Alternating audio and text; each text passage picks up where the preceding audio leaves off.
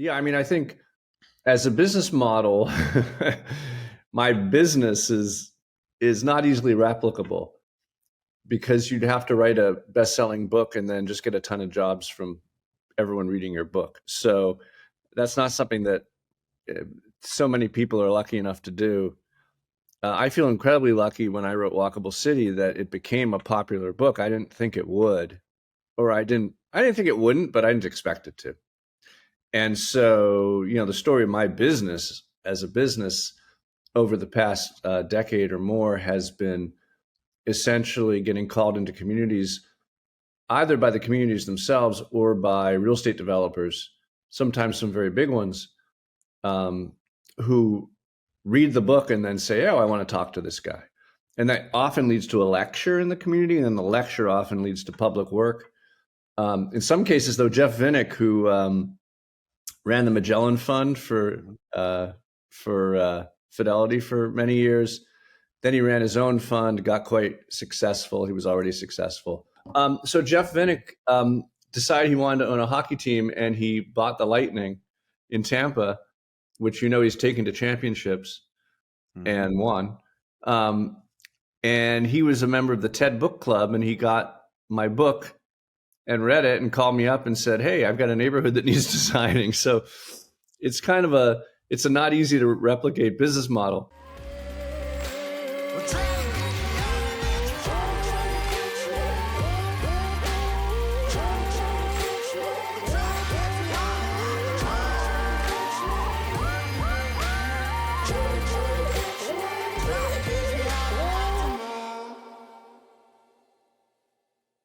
So, hey, Jeff Speck with Speck Associates, city planner and author. Thanks for joining us today. We're here to talk about Walkable City. It was originally authored in 2012, and there's an update to it along with many other books you've co-authored. I love the topic Suburban Nation, which seems like that's something that would speak to me, and then a couple others that you principal authored on the smart growth, Walkable City rules. And then you also have TED Talks where there have been over 6 million of us human beings laying our eyes on those discussions. So you're probably not going to be able to spend as much time with us today that we'd like, and maybe we can pack all this in. But I think we're going to have an interesting conversation around why walkable cities are best, how they can positively impact our communities. And I can't wait to hear all the intelligence about the impacts you've made around cities around this country. And who knows? Maybe somebody calls you and says, this is our dude after this. So me being in the real estate business, Jeff, I'm pumped about hearing how we can make our cities better, more walkable, and how we're enjoying better. So welcome. Hey, thank you. Why are walkable cities best? Well, let me first say, in response to your very kind introduction, that that's probably not 6 million people viewing my TED Talks. It's 6 million views, and half of those were me. So we can cut the number a little bit. How about we say in the millions? Yeah. So I'm a city planner. I didn't think if you'd asked me 20 years ago, 30 years ago, of walkability would be anything that I would be pursuing or talking about or generally focusing on walking. That was not my intention. What I've learned doing city planning projects for about 30 years is that the way to be a good city planner, if you want cities to be healthy and wealthy and sustainable, you orient the design around making them more walkable, and lo and behold, you achieve those goals. So that's led me to reframe what you might call best practices in city planning around this concept of walkability, and caused me to identify a lot of research by other people about why walkable places are so much better for us in so many different ways. I think in terms of business, it's really interesting. If you think about why cities exist, I mean, cities exist because they bring us together. And the more they're able to bring us together, the more they're able to concentrate us in one place, the more they're doing their job as cities. It's what we call propinquity, or just closeness. And the data are very clear. There's a lot of really interesting data around cities. The bigger a city you come from, the faster you walk. That's interesting. That's why New Yorkers walk so damn fast. But the bigger the more dense an area you come from, the more stuff there is in it, the more patents there are per capita. Not overall, but per capita. Like density creates creativity. And in fact, what they found in a recent study, they looked at the length of commutes of different entrepreneurs and different actual inventors and scientists. And they found that for every mile your commute was longer, you were producing 1% fewer patents, and your patents were of 1% lower quality. So whether it has to do with the density of the city or just the time stuck in traffic, generally speaking, the more concentrated a place is, the better it is for business. Now, there's also an example of a place like Atlanta. Now, granted, Zoom has changed this. And I should say there's a lot of conversation about whether Zoom interactions truly have the success of face-to-face interactions, and we should talk about that. But before Zoom, at least, if you lived in Atlanta, you were lucky to get 2 meetings a day, right? You'd have one meeting on the north side of town, one meeting on the south side of town. You got to get between them, and you'd be crazy to schedule more than a morning meeting and an afternoon meeting. In Boston, you can schedule easily 4 meetings a day. Because you know that you're going to be able to get quickly between the different places. There's a good transit system. There's generally more compactness and density, as I suggested. So there's that. And of course, you can say the same thing about a small town, but a small town isn't going to have the same number of successful business people in it as you would find in a bigger place. Now, Zoom is an interesting conversation because I'm sure you've probably reading the articles, and as someone who looks at entrepreneurship and success, you've probably been made aware of the many ways in which people have identified face-to-face interaction as superior to any sort of mediated interaction, particularly Zoom interaction. I was interested to learn that the first thing that people do, this is a bizarre study, the first thing that people do when they shake someone's hand is to find a way to smell their own hand. Now think about that. I've never heard that before. Yeah, that's a study. And I don't know what university thought to figure this out, but there are all these subconscious, data points that we're processing that determine whether we like someone or not, whether we hire someone or not, whether we, do business with someone or not. And if you study the brain at all, you learn that the conscious mind is basically a monkey riding an elephant. Like most of what our conscious mind does is it rationalizes decisions that our unconscious has already made. So your unconscious, which is really driving the bus, is smelling your hand after you shake it because you want to know if this is like the person from the right tribe or not, who's going to attack you or take your fire. But that's definitely an unconscious move for sure. But a more practical conversation surrounding this conversation is that people are not mentoring properly anymore. And you read about this in newsrooms, you read about it in any business, which is used to having younger people learning from older people. And opportunities for interaction face-to-face are really how you learn. And that's not happening in businesses these days. And it's a real challenge with Zoom because so much of the learning happens outside the meetings, around the water cooler or overhearing someone else doing their work. Anyway, this sort of concentration of activity is what creates cities. It's what makes cities successful. So just on the surface of it, if you are interested in business, you will do more business in a more active, lively, concentrated place. But then there's this the more everyday question of attracting talent. And talent is mobile these days. Folks who are educated and talented can go wherever they want. And the way you capture great employees is by providing them with a great quality of life. Well, the suburban quality of life, which we wrote about in Suburban Nation, which you mentioned, think about the life of someone on a main street, like in over the Rhine in Cincinnati, in an office there, versus in an office park, outside of Columbus somewhere. And if you're in the office park, you have a choice of brown bagging it for lunch or driving in traffic to maybe 4 different chain restaurants that you can pick from every day. And by the time you're done with your drive to and from, you have about half an hour to eat. And you're not going to get anything else done on your lunch hour because you don't have time, but also you're just driving from point to point.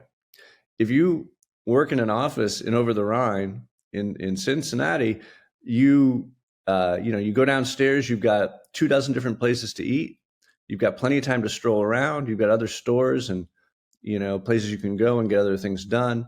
And you're enjoying this urban lifestyle, which is what we're told millennials and Gen X workers are really looking for. So there has been a general trend. Now, I should say COVID put a glitch in this that I feel is temporary, but there's been a general trend before Zoom and I think eventually after Zoom, of companies relocating to city centers in order to provide talented, educated workforce with the sort of environment they want to work in. So that's an important conversation as well. I do think Zoom throws a wrench in the works, but we're going to learn over time, I think, that the most successful offices are the ones that have more face-to-face and less mediated communication. I think we hear that from, whether it's a Jamie Dimon at, running his big bank, or you're starting to hear it from some of the guys that run these big tech companies. They're saying, hey, we've realized it's essential. And they're touching on this mentorship piece. Yeah. They really are, about, hey, how are you going to be mentored? How are you going to learn from the ones that have come before? And me running a business not nearly the size of those guys, those are some facts. And those are truths that, if there's truths and facts, we're going to have to come back to them at some point. So, hey, is it a positive just for a city just to have sheer density? Are there negatives if that's just the approach? So there's a wonderful book. After you've read my book, Walkable City, I would I would direct your listeners to a book called Happy City by Charles Montgomery that talks about where people are happiest. If you're looking at sheer productivity and creative output, then I would say that the denser the better. If you're looking at where we humans are happiest, his information seemed to suggest that it's mid-sized cities, actually like Cincinnati, or I think Boston's on the upper end, but it's mid-sized cities where people are actually the happiest. They rate their happiness as the highest. And the principal reason they determined for that is that big cities, people, there's always another like Jones to keep up with. People see a lot more folks around them who they feel competitive with. And whatever they achieve, they then look to the next level, and they never really feel like they've got everything they could. So there's this, Charles Montgomery calls it the hedonic treadmill, but just this desire to succeed in a bigger pond makes us more stressed and more competitive. So maybe the biggest cities aren't the best for our happiness, but they're certainly where you see the most productivity. I think it's more important, rather than the city you pick, to think about where you choose to live and where you choose to work in that city. And almost every American city, with the glaring exception of some Sunbelt cities, like most of Phoenix, most of Las Vegas, almost every American city has a pre-war heart that's quite substantial. It has pre-war suburbs that have main streets. It has even villages surrounding it that are walkable. And any of these places in any city can provide you that kind of 24-hour lifestyle where you can walk out the front door and get something to eat and pick up cat food and go to a soccer game. Your kids can walk to school. So many benefits accrue to living in a city or a region where the car is what it was meant to be, which is an instrument of freedom rather than a prosthetic device that you need to live your daily life. I think the commute to work can be a little of a red herring, because traditionally our cities have been, not at the very start of our cities, but before too long, most of our cities were commuting cities. But people were commuting from walkable suburbs into walkable downtowns, and that commute was part of their, the way to kind of transition into and transition out of work. But what's really changed is now we're commuting to our jobs, but we're commuting to everything else too. We're commuting to school, we're commuting to the shop, we're commuting to the soccer field. And the organization of our cities around the presumption of driving has allowed them to get really sloppy, right? It's allowed them to really spread out and fatten. And of course, it's very wasteful in terms of infrastructure, but it's also wasteful in terms of time. The typical suburban house generates 13 car trips per day. Those are one-way trips, but 13 on average car trips per day. And only 2 to 4 of those are to work, and the rest of them are mostly should be unnecessary. So when we're designing new cities, which I do a fair amount of, at least pieces of cities, we always try to create those complete communities, understanding people may commute to work, but we'd like to give them better access to everything else. So what's changed? So you have a 10-year anniversary update of Walkable City. You probably just touched on some of it, but what has significantly changed over this past decade that you found that these 100 pages that you're adding to the updated Walkable City, what's the significant difference in that 100 pages that does changed? Well, I think there was a lot to say about COVID, and we can discuss COVID and what it meant. There were a number of, it was an anti-urban phenomenon. People decamped to the suburbs and to the countryside. There were a number of myths around COVID that I think need busting, and I'll say them quickly. We can always return to them. The first was that you were safer in the countryside than you were in the city, or safer in the suburbs than you were in the city. That turned out to be false. The data say clearly that you were just as likely to catch COVID in the countryside as in the city, and you were more likely to die from COVID in the countryside than the city. But what was interesting, it's almost like I had coached the epidemiologists, because I read the articles about it, and they said, why is this? And I thought it must be wealth disparities or better hospitals or something like that. It turned out that what it was people in the country and the suburbs were out of shape. and what the epidemiologist said was cities are healthier because people walk in them, and people in the suburbs and the countryside don't walk.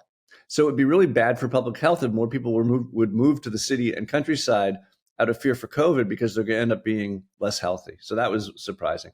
The other big myth you may have read about was that people were driving recklessly, that COVID was causing people to drive reckless, like, COVID, and you slam the accelerator to the floor and throw off your seatbelt, because crash rates went up, and fewer people were driving and more people were dying.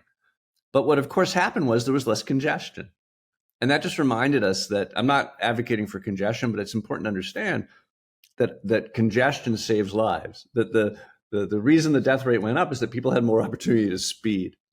And the principal reason I bring that up is that almost every highway expansion that I've ever worked on is the DOT tries to sell it in terms of reducing crashes, because they're going to reduce congestion and therefore reduce crashes. Well, in fact, they don't reduce congestion. We all know when you add another lane, it just fills up. That's a whole nother conversation. But you can't sell a highway widening on reducing injuries and deaths, because we see what happened with COVID when we reduce congestion. I talk a lot about housing. One thing that's changed in, 10 years ago, or really 12, 15 years ago when I started writing the initial book, every apartment or condo that you built in a downtown center, even in a city like Davenport, Iowa, where my wife is from, a small town city, would rent up or sell immediately. Like you could not hold on to downtown apartments. Everyone wanted them, but you couldn't get them financed, right? In Davenport, Iowa, they had to go to like Louisville to get financing, because none of the banks, because of their formulas and their anti-urban bias, none of the banks in Davenport would lend for apartments that were renting up instantly in their own neighborhood. What's changed now is you can get the loans anywhere, but you can't get the permits, right? What we've found is that the real impediment to housing production, and the reason that we have a housing crisis in this country, is because of the combination of the single family zoning blanketing so much of the landscape, and NIMBYism, even in urban areas, that make it very hard to add density and apartments anywhere where people already are. So that's a crisis that really needs to be addressed. And there's, of course, some very interesting things happening. My colleagues and I single-handedly, I would say, popularized the concept of the granny flat many years ago, and we've been working on it for many years. And we saw, very few granny flats or accessory dwelling units, ADUs, being built. And then cities started passing ADU ordinances, and places like Los Angeles, folks started building them. And then in California, I don't think anywhere else yet, the state abolished all the local ADU ordinances and said, no, they're too restrictive. We need one statewide ordinance that's more, lax, so that we can get these things built. And now in LA, fully a quarter of all new permits for construction are ADUs. It's spectacular. Seattle has an ADU program where the city government hooks you up with designs that you can plop in your backyard. That's becoming a huge phenomenon, along with the undermining, particularly in California, of single family zoning.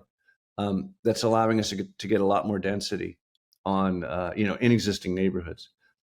That's fascinating. One thing that's changed a ton in 10 years, and I expected it because it's the thing that's always changing the fastest, is bike infrastructure. We're finally getting bike lanes of the quality, we're building them, of the quality that we saw in Berlin in the 1990s, right? I mean, I was in Berlin and Amsterdam in the 1990s, and you have cars in the street, and then maybe some cars parked, and then you had the curb, and then you had the bike lane up on the sidewalk edge. Then there'd be another sidewalk for pedestrians. And of course, as a visitor, maybe you had this experience. I almost died once or twice because you're walking in the bike lane that's up on the sidewalk, but eventually you figure it out. Until recently, I would, as a city planner, I would put a bike lane in the door zone. I would put a bike lane in the street where you could get doored. Why? Because it was the only kind of bike lanes we could get. And biking around DC 10 years ago, I was very happy to bike in the door zone. I just stay on the outer edge. These days, we will not do that. Every bike lane I design these days tends to be protected in one way or another from moving traffic. So that's very exciting. And if you live where I live, and you look around in Cambridge, Mass, and Somerville, Mass, and Boston now, and Newton in a project I'm doing, Massachusetts, we're building the bike lanes up on the sidewalk edge out of the street. So that's really cool. And then I should say we've learned a lot more about how criminally negligent American traffic engineering is as a profession. And that's the war horse that I've hopped on more recently. In the first version of Walkable City, I quote Chuck Marone, who wrote an essay called Confessions of a Recovering Engineer that I featured in the book, about how he, in his business, would regularly tell neighbors and communities that he was working that he was making their street safer by widening it.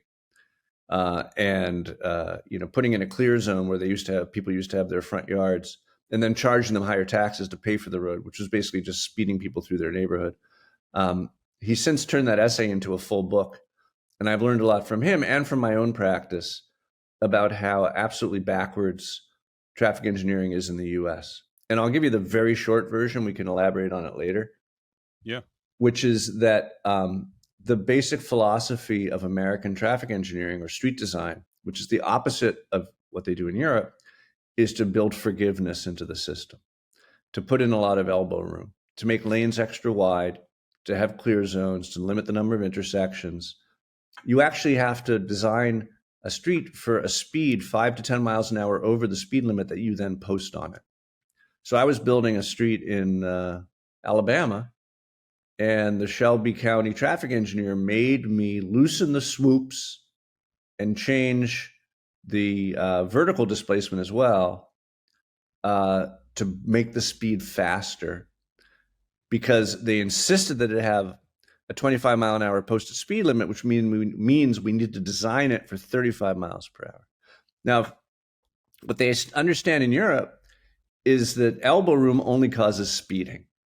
And the principal contributor to death and destruction in traffic crashes is speed. It's a logarithmic relationship, right? If you double the speed of a vehicle, you quadruple. I think it's worse than that. I mean, a car going 35 miles an hour is 7 times as likely to kill you as a car going 25 miles an hour. And plus there's braking distance and cone of vision and all those other things that come into play when the drivers are going faster. So the proper strategy to make neighborhoods safe, both downtowns and residential neighborhoods, is to make it hard to drive fast. And that's the opposite of what's been applied in the US. So not only have crash rates, been holding steady despite all the incredible safety equipment we keep adding to our vehicles, but the number of pedestrian deaths and cyclist deaths has skyrocketed. Compared to 14 years ago, there are 82% more pedestrians dying in traffic in the US. That's incredible, right? And that was 2 years ago. I believe now with the 2022 data, it's 100% or like 105% worse than it was 14 years ago, which was the low point. How are we gonna make an adjustment for that? Well, How are we gonna be able to go back? I do it in every project I work on. The problem is that the standards are still bad. So as new streets are built, many of them are still being built to the wrong standard. But the main activity that I do professionally, and it's the easiest to do when a community embraces it, is to redesign streets to welcome the posted speed limit as opposed to welcoming higher speeds.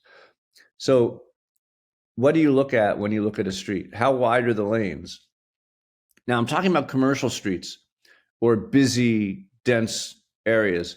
When you're in a single family neighborhood, you can have skinny streets, narrow ways. You can have a 12-foot street with parking that handles travel in two directions. Most of our older cities have these older neighborhoods of very delicate, ribbon-like streets, single family homes that historically have been 20 to 24 feet wide and have held two-way traffic plus parking. If you're in Albuquerque and you want to have a street with two-way traffic and parking, it's got to be 40 feet wide.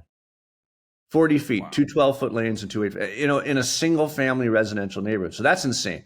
But when you're talking about commercial places, we used to have 10-foot lanes. That's a 35-mile-an-hour lane. A lot of cities now have a 12-foot lane. Omaha has a 12-foot lane. Well, that's a 70-mile-an-hour lane. Of course, people are going to speed when they have that much tarmac in front of them. You look at one-way versus two-way travel. I'm speaking in Lexington, Kentucky on Monday. So I just went into the Google. I do what I always do before I speak. I went into the Google and I looked at their streets.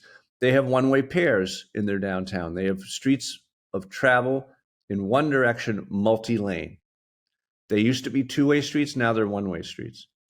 More than 100 American cities, including an over the Rhine in Cincinnati, have reverted their one-way pairs back to two-way travel. And all it's ever done is calm traffic, bring business, and save lives. These one-way pairs in which there's more than one lane going in one direction, where there didn't used to be, gives you the opportunity to jockey and generally invites speeds much faster than you'd find on a two-way street.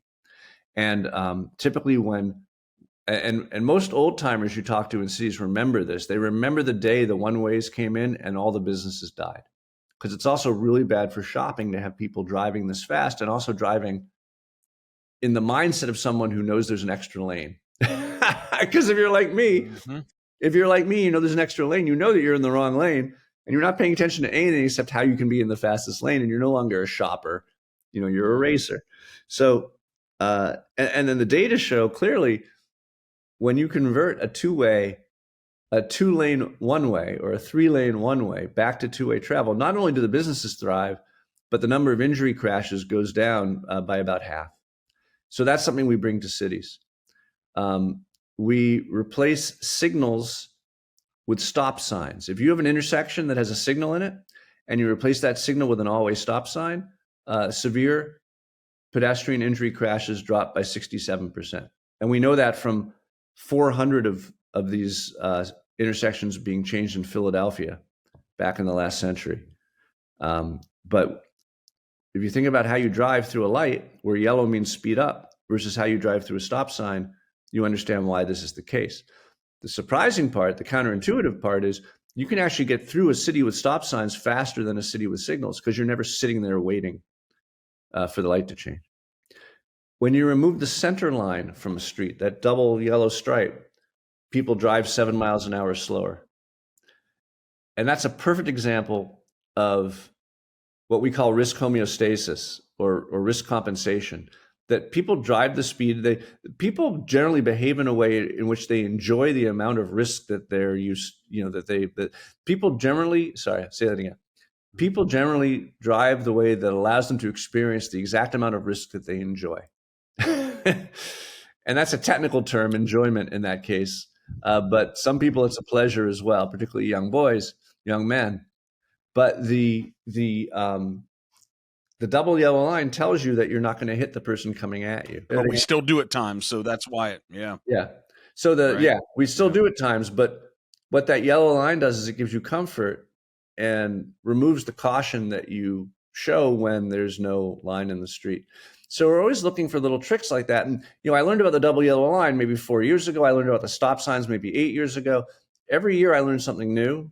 And it's remarkable how much more we have to learn. And we're not learning it from the leadership in the traffic engineering profession in the US, that's for sure. Now in Europe, they have something called Vision Zero. There was a year in the 60s in Holland where 500 children were killed in traffic in the Netherlands in 1 year. And the campaign was called Stop de Kindermoord, Stop the Child Murder. And they got that number down from 500 to 9 over like a decade and a half. And they did it by rethinking how streets are designed. In America, we've adopted this Vision Zero concept. A lot of our cities have Vision Zero policies, which they're making no progress with because they're not willing to change the engineering standards of our downtown. So what about roundabouts? We're starting to see those show up here in a lot of cities here in Cincinnati and Northern Kentucky. So roundabouts are definitely an improvement when it comes to both safety and traffic flow, which is why the engineers actually love them. The problem I have with roundabouts is they're not particularly urban. They don't feel that walkable. They certainly don't feel like a main retail intersection. I use them a fair amount, but only kind of at the edges of things. They're a wonderful suburban solution. Mm-hmm. I'm working in Carmel, Indiana with Mayor Brainerd, who's retiring after 27 years and 147 roundabouts. He's put in 147 roundabouts. I've worked on some of them. And for a suburban city that's principally a driving city, or at the gateway to a main street, which is a walking main street and doesn't have them, I love roundabouts as a safe solution. When there's a crash, you bring the tow truck and not the ambulance. They're clearly better for safety. But I like to call them the safest, most pedestrian-friendly automotive. Sorry, I like to call them the safest, most pedestrian-friendly automotive environment that you can provide because they feel dynamic. They don't feel like a place of walking or business. And I should say my old firm, DPZ, we did a master plan for downtown Sarasota, which really changed their downtown in a positive way. But they added 3 roundabouts to it, 2 of which are right on the main street that make it feel less walkable than it would otherwise be. In residential neighborhoods, my favorite kind of roundabout is you just take a broad intersection in a residential neighborhood and plop a little island in the middle. You don't even change the curbs, right? You just slow traffic. Coral Gables, Florida has done that. Berkeley, California has done that. They just plop little circles, maybe with a tree on it, in the middle of an existing intersection. In New England, we have something called a rotary, which we've had for many years, which is a giant roundabout. Those aren't all that safe. I mean, they're safer than the massive non-roundabout solution, but they're not walkable at all. We call those rotaries to distinguish them from roundabouts, which tend to be smaller, and cars yield to pedestrians on every approach. They're good. I just wouldn't put them in the heart of your downtown. So the theory of walkability, is that a theory that you developed? It is, but I think you give it too much credit. I mean, I call it the general theory of walkability as kind of a joke. But it deserves to be called a theory in the sense that it's a hypothesis that we keep refining as we learn more information. And it always gets a little bit better. But what the theory of walkability says is that, particularly in America, where driving is so easy and so cheap, it's quite subsidized. And for most people, the car is sitting there in the driveway between you and everything. In that environment, how do you get people to make the choice to walk? And the simple answer is the walk needs to be as good as the drive. The more complex answer is that's only achieved by doing four things simultaneously.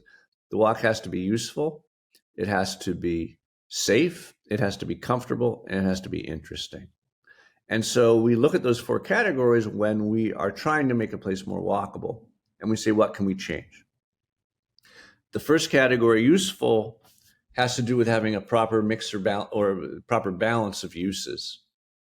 Now, I should begin by saying the places where full, what I would call deep walkability, the places where a truly walkable lifestyle is possible, are typically in our downtowns, on our main streets, in our village centers, the places that are pre-war and already rather commercial. And that's because you need mixed use for a place to have useful walking.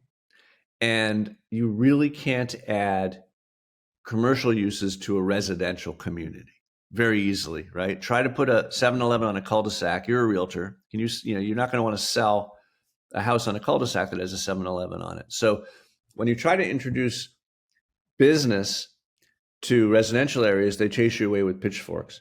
It's much easier to introduce more residential to business or already mixed use areas that we find in our downtowns and our main streets. Our downtowns and our main streets also have those small blocks, small streets, generally, well, not necessarily small streets, but they have that porous network of streets, blocks, squares. There's nothing more indicative of the walkability of a place than its intersection density. How many intersections per square mile? Small blocks are what make thriving places, but I'm already getting into the safe walk now. In terms of the useful walk, most cities, in order to become more walkable, if they're truly serious about, firing on this cylinder, they're subsidizing or actively supporting the construction of large amounts of attainable housing in their downtown cores. Des Moines committed to this, and I think went from 2,500 to 10,000 over a decade because they subsidized it. They had tax abatement, they had tax increment financing for 10 years plus 10 years. There's a lot of tricks that cities can do to help developers to put attainable housing in their downtown. Well, that's the first category. The second category, the safe walk, we've already talked about. The third category is, in some ways, the most counterintuitive. The comfortable walk has to do with, yes, street trees make it much better, but the comfortable walk has to do with spatial definition, with having good edges to our streets. We don't like, animals, particularly humans, don't like being in places that don't have good edges. The evolutionary biologists tell us that all animals are seeking both prospect and refuge. You want to be able to see your predators before they attack you, and you want to feel that your flanks are covered. And if you don't feel that your flanks are covered from attack, you're actually not comfortable in a space, which is why these wide, yawning streets with parking lots along them and buildings set way back, or low houses with deep front yards in a suburban subdivision actually don't make a comfortable street space. So the height to width ratio of the street is very important. We try to make outdoor living rooms in our cities, and we look for those missing teeth, right? Those empty lots or those front parking lots that are eroding the pedestrian experience. I'll keep bringing up under the over the Rhine because you're in Cincinnati, but when you walk down the main street, I forget what it's called, and over the Rhine. Vine Street. Vine Street, yes. Mm-hmm. Vine was one way, 2 lanes. They made it 2-way, that brought it back. When you're walking down Vine, though, you turn around after a certain point, if you're a tourist, because there's a supermarket with a parking lot in front of it. And that street edge disappears. And it's not an outdoor living room anymore. It's also boring. And that's the fourth category, which is the interesting walk. Humans want variety, but more than anything, they want signs of humanity. We're among the social primates. Nothing interests us more than other humans. We want signs of humanity, if not other people around. And of course, the more signs of humanity you have, the more people you have, and the more this builds on itself. So that means no parking structures right up against the sidewalk edge, no blank walls up against the sidewalk edge. You don't allow the same building to run for 400 feet without becoming a different building, at least in its facade. And this will interest you as a realtor. When we build new places, which include quite large apartment buildings, we have what we call demise lines.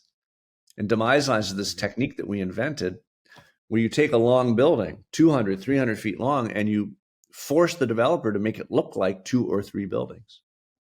What most apartment developers do these days, it drives me crazy, is they come up with like 6 different facades and they splash them all over the front of the building so that every 15 feet something else is happening, but it's incoherent.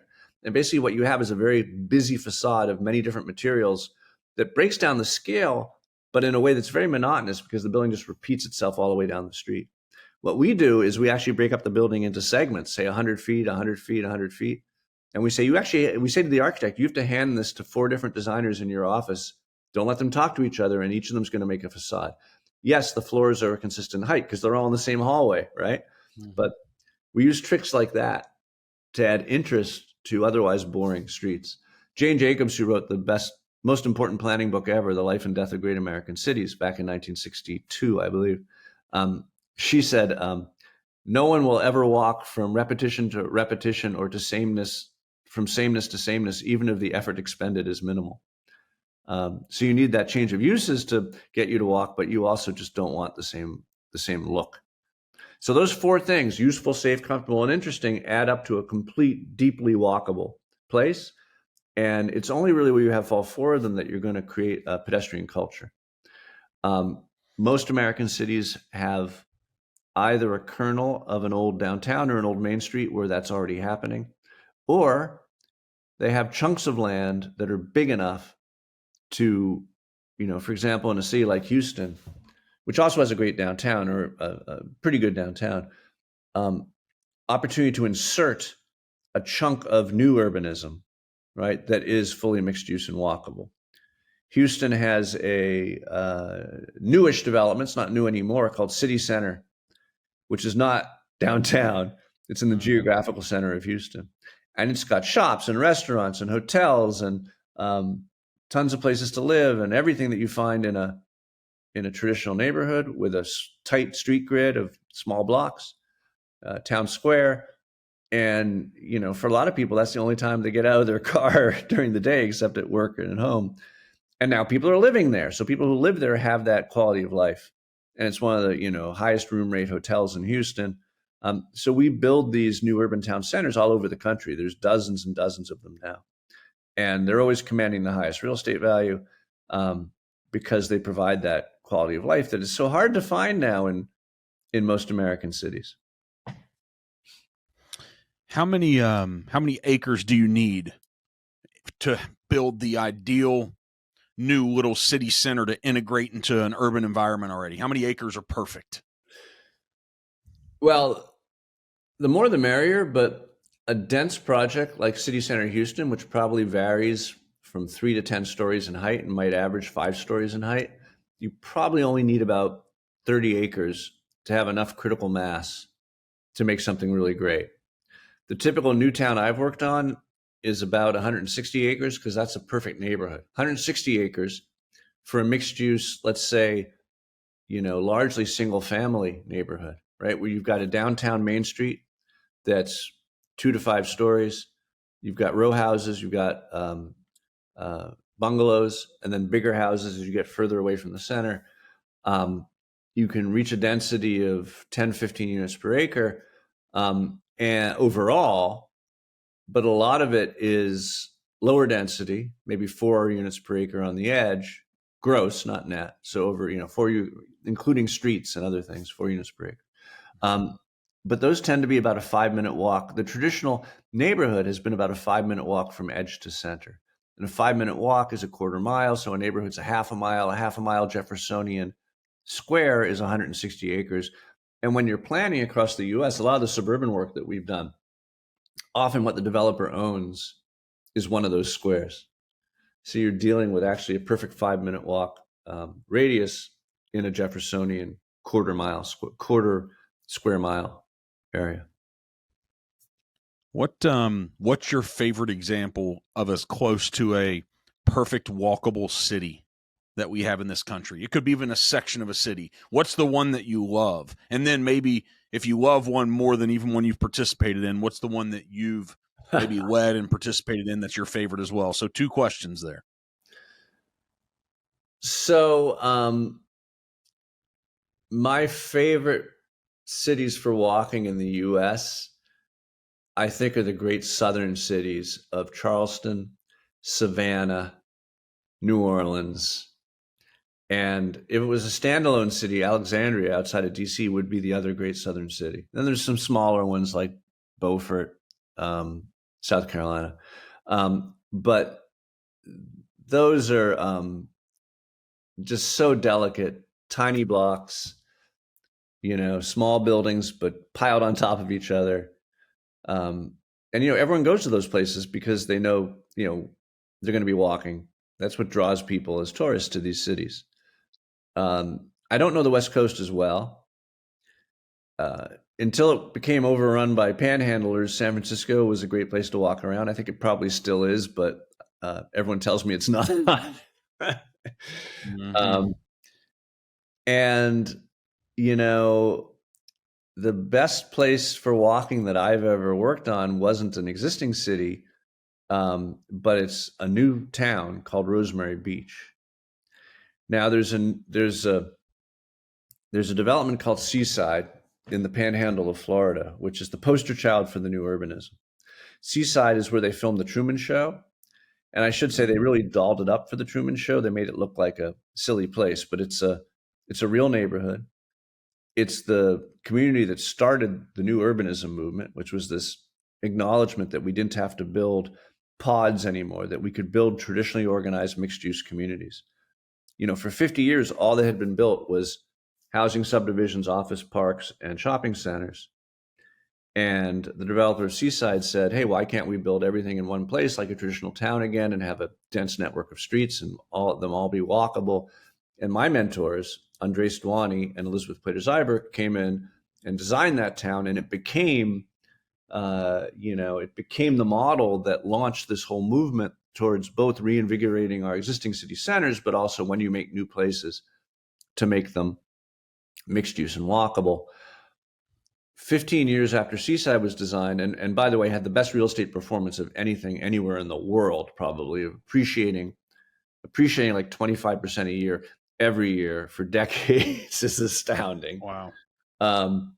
You could buy a house at Seaside when it was first created for maybe, you could buy a lot for maybe 10K and then put a house on it for 100, and now everything there is worth millions. And that happened fairly quickly.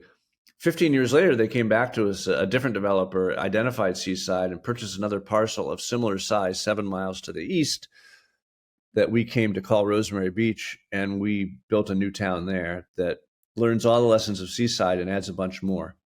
Half the streets are pedestrian boardwalks. So literally half of the houses face wooden boardwalks on streets that are 20 feet wide. And, you just let your kid out. Your children, your 5-year-old is independent in Rosemary Beach, which is why people love to go there on holiday, because they can just open the door and let their kids out. It's got a very active, very busy, super successful Main Street. It also has the advantage of being designed in the late 90s and having pretty much sold its last lot in 2007. And there was a point where every rich person from Atlanta to Birmingham needed to own a house at Rosemary Beach. And so it was another tremendous real estate success story. Not so great when it comes to equity or affordability, but people vote with their feet, and when you make a walkable place, it becomes really top of the market. That's what happened there, and it's a great place to visit. You can half the houses are available for vacation rental, right? So anyone can go there and check it out. Awesome. So we talked about bike lanes before. When you think of a walkable city, does that include biking as well? Yeah, absolutely. It includes biking. How many bike lanes it needs is a function of how busy the streets are. Have you been to Copenhagen? Yes. Yeah. So, I finally got to Copenhagen right before COVID. And, I'd read about it. I knew I had to go there, and everyone talks about what a bikeable city it is, because it is. I think 7 times as many people bike or walk to school or work than drive or are driven to school or work in cars. What you notice Didn't they in just build the largest bike, almost underground parking garage for bikes? I think that I'm was just not in sure Copenhagen. I'm not sure if it's there or in Utrecht or even Amsterdam. They're all Okay. over Northern Europe. But yeah, they have underground parking decks, Yeah. particularly at train stations, thousands of bikes. Hmm. Um, but what you notice in Copenhagen is all the major streets have bike lanes on them.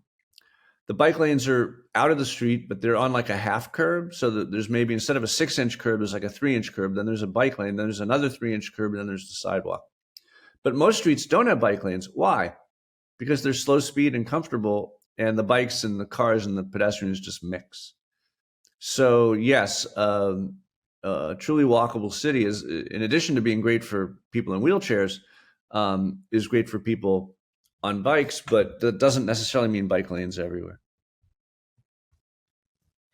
Do you think it's a good idea? What I'm starting to see in, the cities that I work in, but as I read all the real estate articles around the country, it seems like more urban centers, they're starting to close some streets. Yeah, well, And so is that a good, yeah, is that a good idea? What's your thoughts on that? we call that open streets. So, you know, Mm. Mm. uh, propaganda terminology is everything. And we've Hmm. taken to calling closed cars that are closed to streets open streets, because you end up getting a lot more on them. You get more bikers, more walkers, more kids. They're available for everyone and not just for cars. But what you saw happening with COVID, and in some cases perpetuated after COVID, was because people lacked open space to be outside and to socialize during the pandemic. A lot of streets in a lot of cities were closed to cars, at least on a temporary basis. People loved them. But what you're seeing now, and you may be referring to, is there has been a rebirth of the concept of the pedestrian street or the pedestrian mall. Now, I'm old enough to remember that in the 60s and the 70s, uh, about 200 main streets in America were pedestrianized. And unfortunately, about 190 of them failed immediately.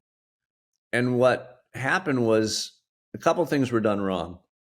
First of all, many of them were streets that had merchants on them, like dry cleaners or liquor stores, that really did have a large amount of automotive customers. But secondarily, because all these government grants were available, most of them were like closed dramatically, permanently, and expensively, and it became very expensive to change them back. Most of them have been changed back. But there's a lot of success stories.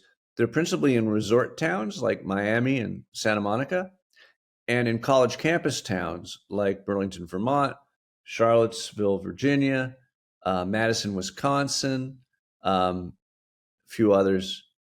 Um, and then, or they're in very dense places like Downtown Crossing in Boston, or the 16th Street Mall. It's a bus mall and nothing else but pedestrians and bikes in Denver, right? Um, and what we're seeing is that if you're dense enough, if you have a lot of pedestrian activity anyway, right? If the merchants are more lifestyle merchants and less convenience, pharmacy, shopping, pharmacy or grocery or dry cleaning type merchants, then it could make a lot of sense to close it off. And I always tell people, when you hear me talk about all the failures, I'm not telling you not to do it. I'm telling you to test it temporarily and cheaply and see how it goes. That's what they learned in New York City, where under Mayor Bloomberg, Jeanette Sadik-Khan, who was the transportation commissioner, closed a bunch of streets, right? Closed Times Square, Madison Square, other streets got snipped and closed. And it was all very successful because it was Manhattan, which is super transit served, super dense. But when they did it temporarily, cheaply. They went to Home Depot and bought lawn chairs and pulled them in. They laid down paint and like rubberized surfaces and not cobblestones. Eventually, when it was successful, they made some of them in wealthier materials and permanent. Like Times Square now is like a plaza, right? But don't build it, but test it with potted plants and temporary stuff. Test it on a Saturday and then expand it to Sunday, and if that works, push it into the week. and see how it goes.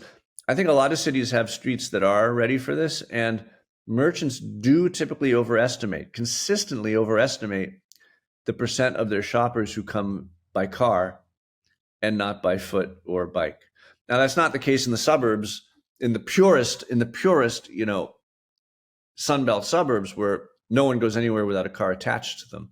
But in older cities and downtowns, in main streets and villages, there's a lot more.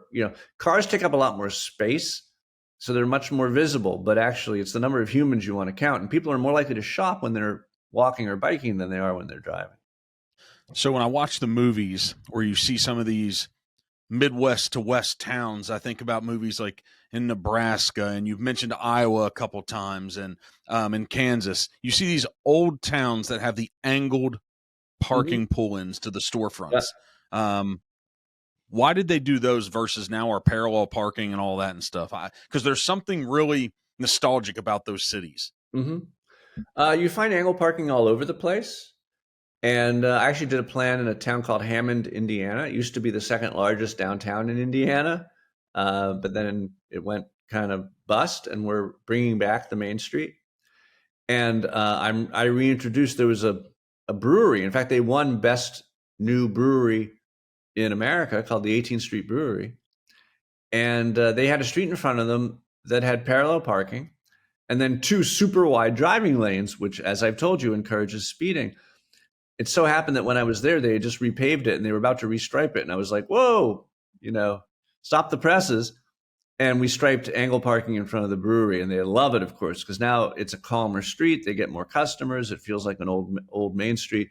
Angle parking is great, with the one exception that it's bad for bikes. When people are biking on a street and people are backing out of angle parking, you get regular collisions. And in fact, one study was done in Arizona on a street where they had angle parking, and they reversed it to that reverse angle parking, which people hate, but some people are willing to do. And the bike crashes went from 2 a month to 0. But angle parking, reverse angle parking, they do it in Austin. They do it in Washington, D.C. You kind of got to be a blue state or a blue town to convince people to do it. Although it's always the guys with the pickup trucks who are best at backing into the spots, I would add. They're the ones who have the most skill. Maybe the Tesla trucks. Maybe it's going to be the drivers of the Tesla trucks that like the back-in angle. If you can put the bike facility somewhere else besides in the street, like up on the sidewalk edge, then front-end angle is fine. People generally don't speed down those streets because those cars are all angling out towards them. So it's a nice solution. Why did, on the book you co-authored, Suburban Nation, why did the Wall Street Journal call it the Urbanist Bible? Well, there aren't that many books written about planning that people read. So there's a lot of planning books written for planners. I have one of those, a couple of those. I have a book called The Smart Growth Manual, which you would have no reason to read, but I think it's a good book. Actually, you would have a reason to read. It was actually written for developers to read as much as city officials. I have a book called Walkable City Rules, which is much more for practitioners. It's 101 steps to making better places. Each step is 2 pages. It's got pictures and diagrams and charts, and each step is a rule, like replace signalized intersections with always stop signs, for example, is one rule. But there aren't that many people writing books about urbanism for a general audience, and I should say writing it in a way that people enjoy reading it. And if I can be not humble and say people really enjoy reading my books. They're fun to read. I know how to write in a way that's entertaining and not over anyone's head. So Suburban Nation first, and then the Walkable City second, are books that anyone can read, everyone can read. And because they've been, published widely, they've become the books that people hold and bring to meetings when they're trying to get their city council to do something different. Most places I work, many places I work, it's because someone has bought a box of books and handed it out to the city council or other things. I really do see it as my role in this profession to be the one who communicates to others what we're doing and how they can have a role in it. Yeah. What have you found some really highly satisfying successes working with? You work with a lot of bureaucracy. It's challenging at times. What Well, are I gotta tell you, ways through your? Go ahead. well, I mean the most satisfying thing is that we've been proposing the same solutions with slight improvements, as I've suggested. We've been proposing the same solutions pretty much for 30 years, and my mentors for about 50 years. And we went from shouting into the wind to at least having the city planners in city government listen to us, and a few profit-oriented developers who saw the success of our projects listening to us. Generally facing a lot of opposition in city government, and a lot of opposition from engineers and others. And we've gone from being the outsider to now most folks in city government want what we are suggesting. There's still impediments. There's still, the old city engineer who's been doing it for 40 years and hasn't read a book since they started. There's still impediments, but we've gone from being, the radical outsiders to becoming generally best practices in city planning and urban design. I have to say, it's a little bit strange. It's eminently satisfying. My mentors, I mentioned Andres and Liz. Andres Dwani is, I think he's someone who doesn't know how to be on, doesn't know how to function when everyone wants what he's offering. and he's still the radical. He's always been a radical. And now that what he originally proposed as a radical has become mainstream, he's finding himself having to take ever more extreme positions to still be a radical. And it's it's not necessary, because he basically won. He won, and we won. But just because we've won the intellectual establishment, and we've won we've won the hearts and minds of people in government and development, doesn't mean that the ship has turned around, right? The command has gone from the signal booth to the engine room, and they're cranking those rotors as fast as they can. But the ship is still surging towards the iceberg in terms of what we're building in the U.S., particularly when it comes to highway expansions and other bad decisions regarding the automobile. So there's still a lot of fight that we need to fight. But the most satisfying aspect of our work is having been not respected, honestly, for our suggestions, and now most people are repeating what we used to say. So if you've been at this for 30 years and your mentors for 50, what keeps you going through all those moments of disrespect? Well, like I said, they're fewer and fewer. I love a great counterintuitive discovery, and it happens more often than not. To learn something that you thought was wrong was right, or the other way around, and then to be able to convince other people of that is, I think, what keeps me going.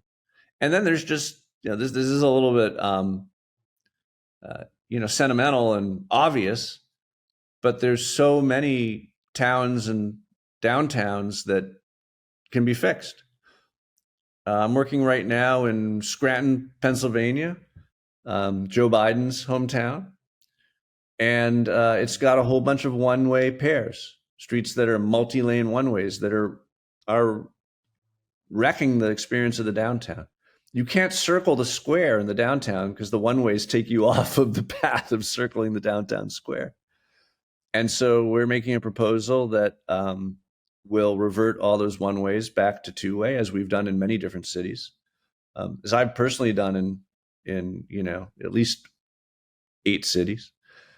And we're confident it's going to move forward. and change that city and make it a better place. So it's very easy to keep doing what I do. And if you're a designer, your career peaks when you hit about 75. So I still got some time to go. Awesome. So was this something that you were destined and meant to do, or did you find it? I think I definitely found it. I was destined to be a designer or an architect. I thought I was going to be an architect. But in 1989, I heard Andres Duany give a talk called Towns versus Sprawl, which became the theme of our book, Suburban Nation, which I would recommend to your audience. And basically, it struck a real nerve with me. I knew there were places I liked. I knew there were places I hated. I didn't really understand why. And I didn't know that it was illegal to build more of the places that we loved and that those laws needed to be changed. Local zoning ordinances, local engineering standards, subdivision ordinances, and other things. So when I heard that story, I was like, oh my God, this is the best story I've ever heard, because I understood it intuitively, but not logically. And putting the logical bones behind the intuitive feelings made something really compelling for me.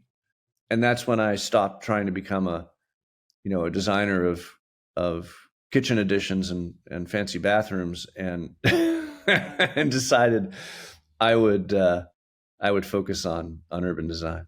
On the moments when you have that big win, when you land that really exciting project that you're having the hopes and dreams, but also in the moments when you lose it and you don't get the deal and when you were excited, which one of those are most important, have you found, for your success? The victories to celebrate or the defeats, and what the heck you do with those?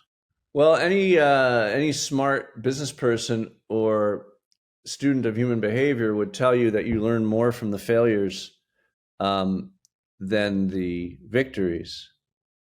But I think that's true in my case as well. But what the failures have really done is just caused me to choose my clients better.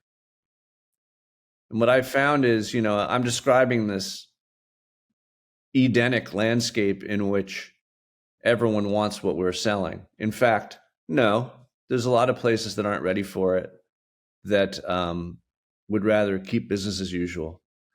And I've also had the luxury of running a small firm.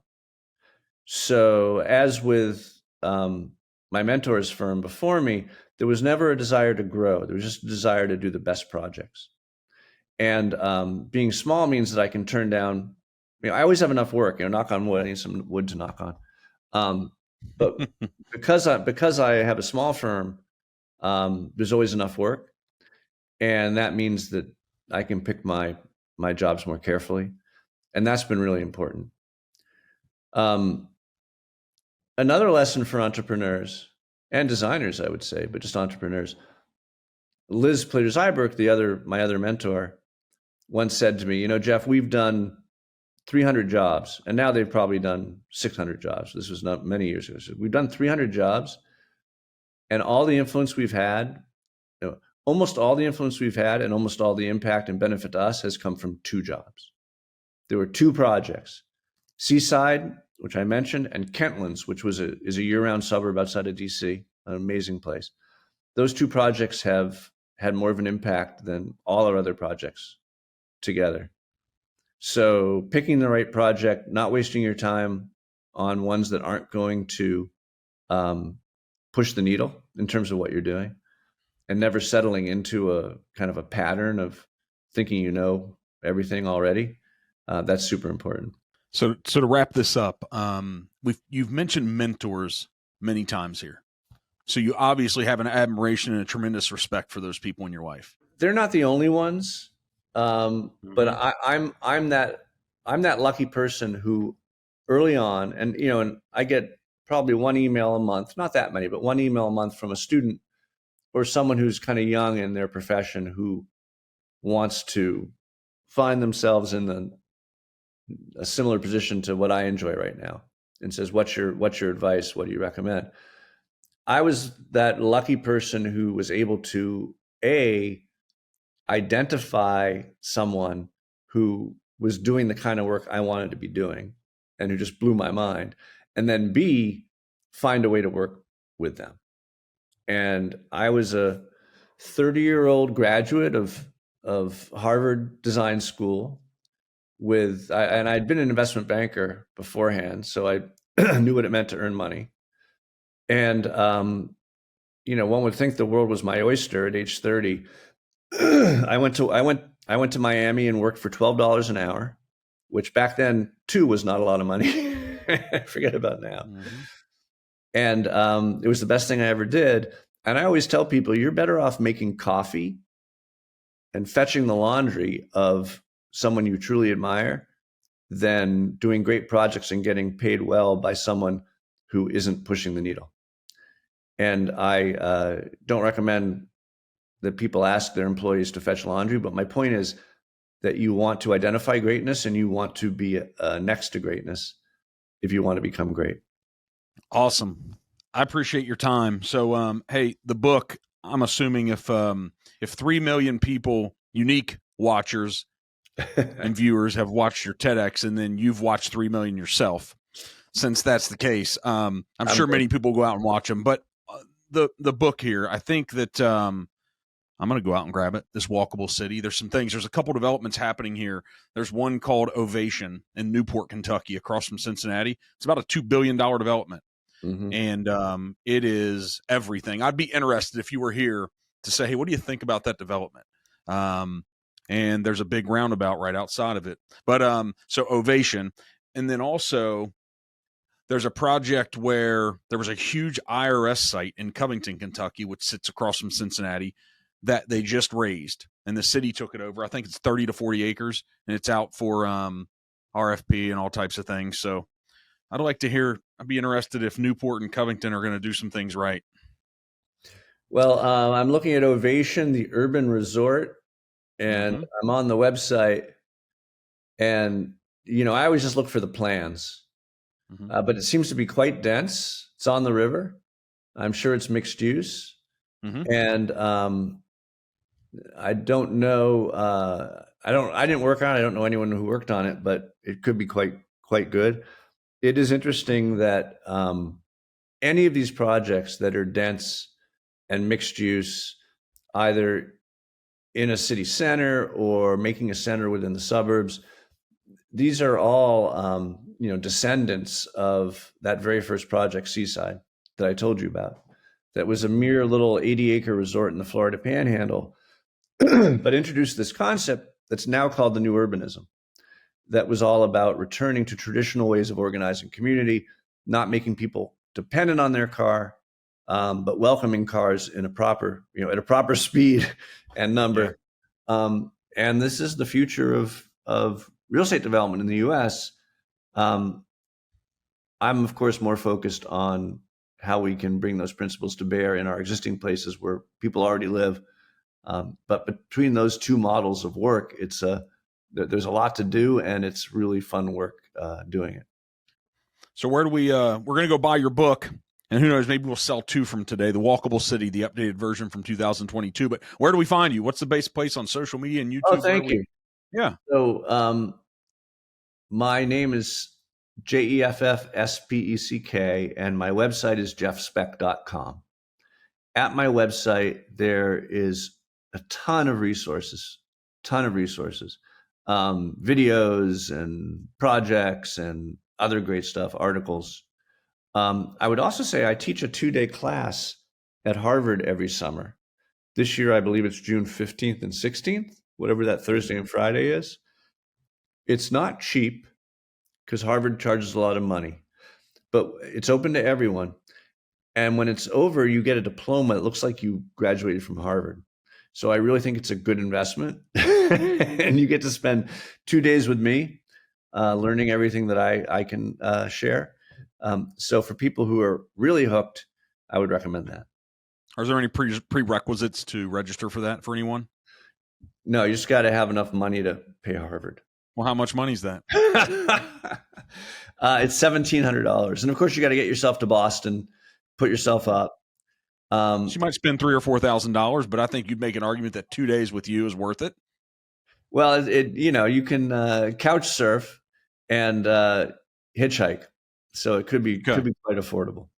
Awesome. Well, hey, thanks for spending the time with you. It's an awesome subject, and we're having it here in our communities, and other people that are going to listen. But we'll check you out on your website and go out and grab a Walkable City. Thanks, Mark. A real pleasure talking. Thanks.